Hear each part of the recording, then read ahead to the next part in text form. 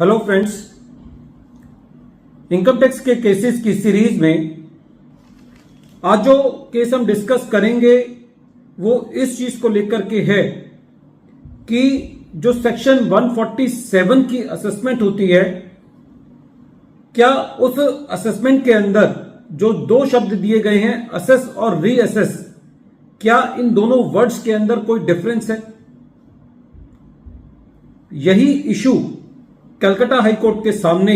एक बहुत ही important judgment KHR hospitality India limited versus commissioner of income tax के केस में सामने आया।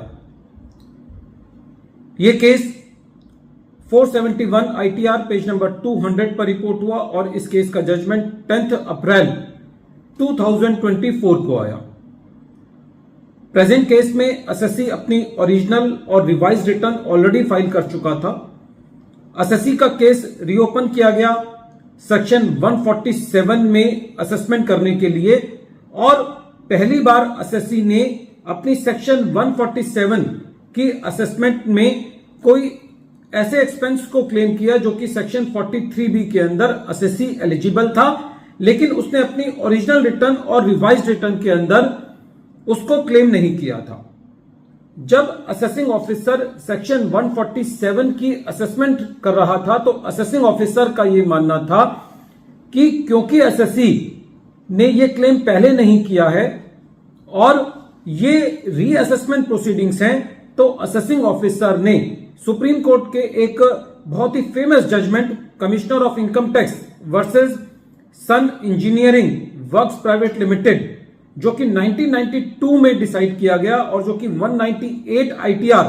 पेज नंबर 297 पर रिपोर्ट हुआ, उसको रिलाय करते हुए ये कहा कि ये रीअसेसमेंट प्रोसीडिंग्स हैं और रीअसेसमेंट प्रोसीडिंग्स के अंदर एसएससी कोई अपना नया क्लेम जो है वो नहीं ले सकता। जब ये मैटर सीआईटी अपील के पास गया तो सीआईटी अपील ने भी एसएससी को रिलीफ नहीं दिया। मैटर ट्रिब्यूनल के पास गया और ट्रिब्यूनल ने भी ये कहा कि प्रेजेंट केस के अंदर ये रीअसेसमेंट प्रोसीडिंग्स हैं, इसलिए commissioner of income tax versus Sun engineering works private limited का जो जजमेंट है वो अप्लाई होता है। During the assessment proceeding CIT appeal और ट्रिब्यूनल के पास एसएससी की यह दलील थी कि प्रेजेंट केस के अंदर क्योंकि एसएससी की असेसमेंट सेक्शन 143 सबसेक्शन 3 के अंदर पहले नहीं की गई है, तो ये नहीं कहा जा सकता कि ये रीअसेसमेंट प्रोसीडिंग्स हैं। क्योंकि एसएससी की असेसमेंट पहली बार की जा रही है तो ये असेसमेंट प्रोसीडिंग्स ही हैं, इसको रीअसेसमेंट प्रोसीडिंग्स नहीं कहा जाना चाहिए और एसएससी के ऊपर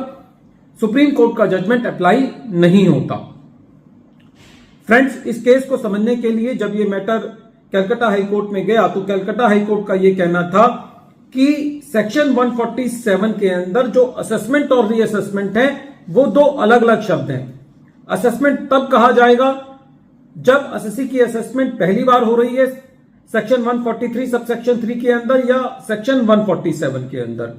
रीअसेसमेंट तब कहा जाएगा जब एसएससी की असेसमेंट ऑलरेडी सेक्शन 143 सबसेक्शन 3 में हो चुकी है या पहले एसएससी की असेसमेंट सेक्शन 147 में हो चुकी है और अब दोबारा सेक्शन 147 में हो रही है। क्योंकि प्रेजेंट केस में सेक्शन 143 सबसेक्शन 1 क्लॉज ए का इंटीमेशन भी इशू नहीं किया गया था। कलकत्ता हाई कोर्ट ने यह कहा कि यदि यह भी मान लिया जाए कि return he acknowledgement return he section 143 subsection 1 clause A की इंटीमेशन होती है, तो ऐसी परिस्थिति के अंदर इंटीमेशन को ना तो असेसमेंट ऑर्डर कहा जा सकता और ना ही असेसमेंट प्रोसीडिंग्स कहा जा सकता।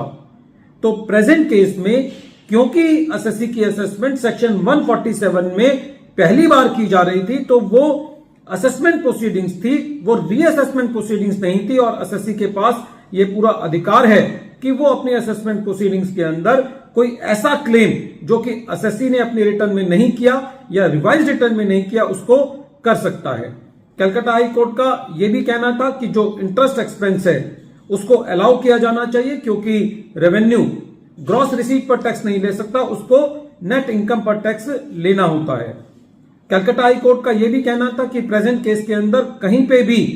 जो असेसिंग ऑफिसर है उसने इस चीज को डिस्प्यूट नहीं किया कि एसएससी का सेक्शन 43B का क्लेम नहीं बनता। तो फ्रेंड्स, इस केस के अंदर कलकत्ता हाई कोर्ट ने एसएससी के फेवर में जजमेंट दिया और ये कहा कि यदि